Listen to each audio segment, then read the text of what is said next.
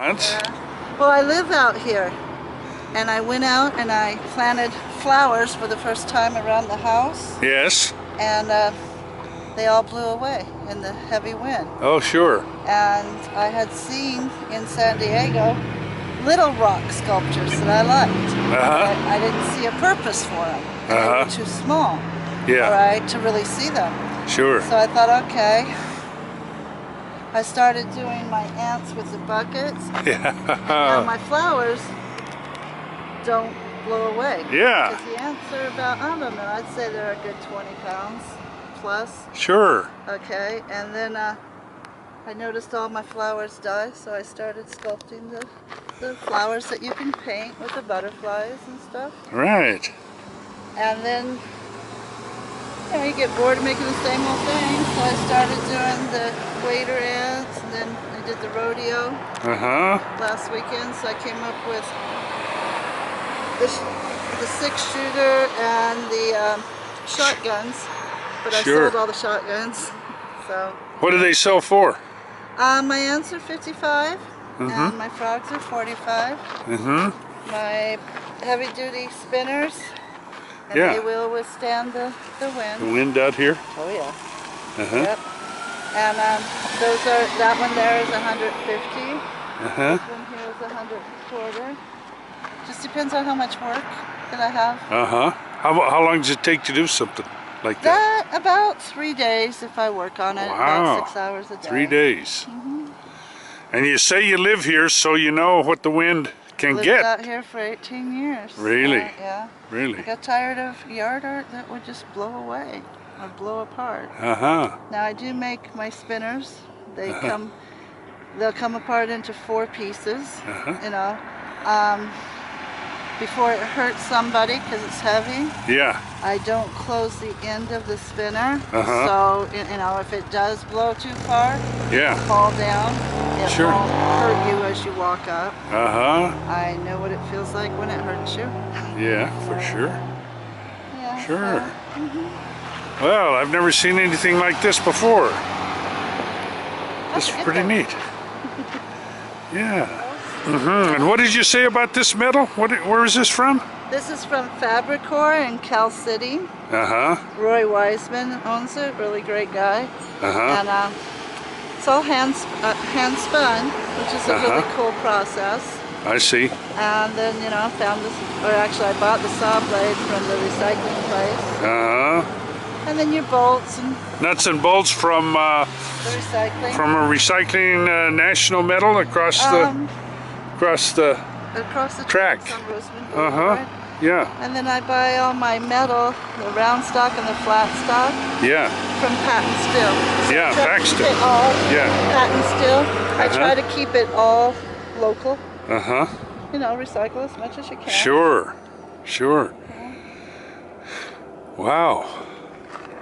And this holds the flowers when the big wind comes, like on Memorial Day. We had that huge wind. Yeah. That was the day I tested my spinners. And did it hold up? Oh, they flew. Oh yeah. Yeah.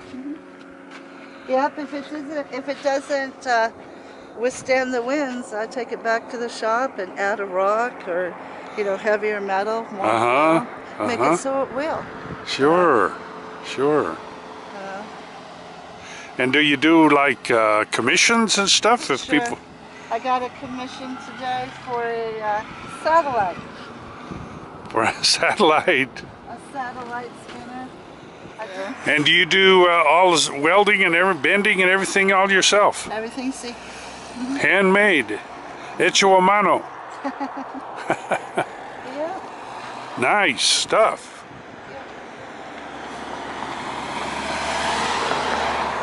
Yeah, and these are railroad spikes.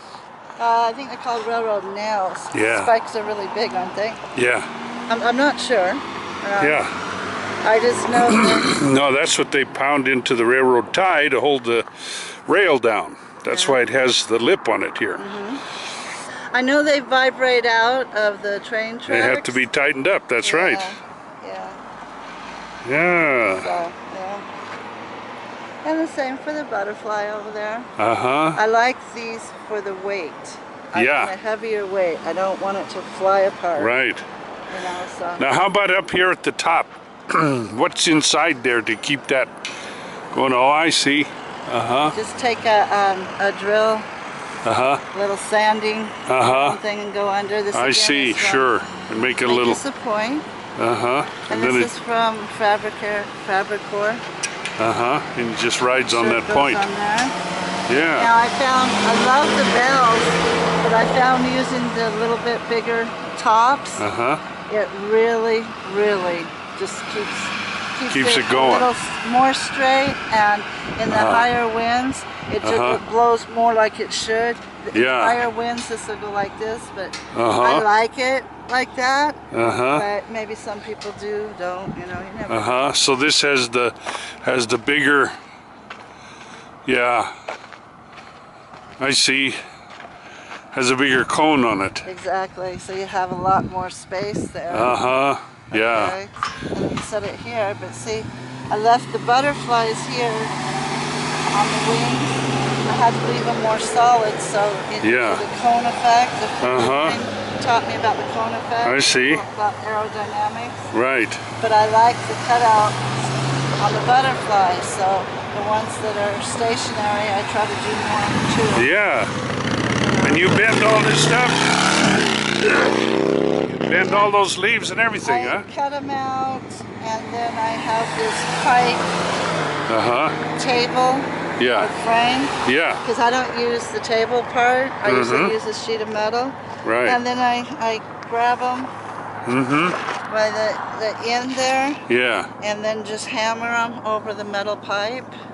And this here, I just bend over the metal pipe. Wow. Try to bend my leaves to where if you walk by, they're not going to catch you. It's a little bit sharp.